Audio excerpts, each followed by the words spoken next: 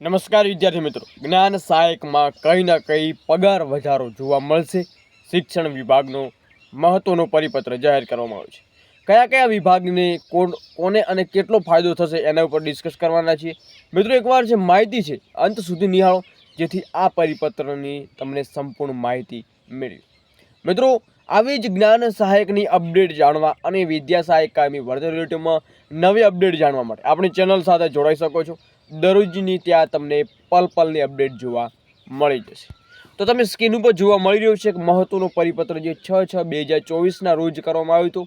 ઉપરોક્ત વિષય અને મેં જણાવવાનું કે બિન સરકારી અનુદાનિત માધ્યમિક અને ઉચ્ચતર માધ્યમિક શાળાઓના શૈક્ષણિક અને બિન શૈક્ષણિક કર્મચારીઓને 30/6/2024ની સ્થિતિએ ચૂકવાના બાકી રહેલા એરિયસ બિલો, રજા અથવા રોકડ રૂપાંતર પગાર એરિયસ, મોંઘવારી તફાવત, મેડિકલ બિલો, તમામ પ્રકારના જે બિલો છે એ 14/6/2024 સાંજે 5 કલાક સુધીમાં અત્રેની કચેરીની પગાર શાખામાં અચૂક રૂબરૂ રજૂ કરવાના રહેશે. તો સદર બિલોની ગ્રાન્ટની માગણી કમિશનર શાળાની કચેરી ગાંધીનગર ખાતે કરવાની હોય ઉપરોક્ત સમય મર્યાદામાં બિલો રજૂ કરવાના રહેશે.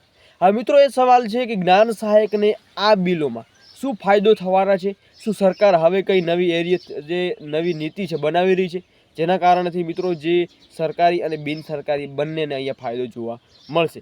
બાકી મિત્રો, ઓફિશિયલ થોડી પણ કંઈ જ્ઞાન સહાયક રિલેટિવ અપડેટ મળે છે જણાવવામાં આવશે. જય હિન્દ, જય સંવિધાન.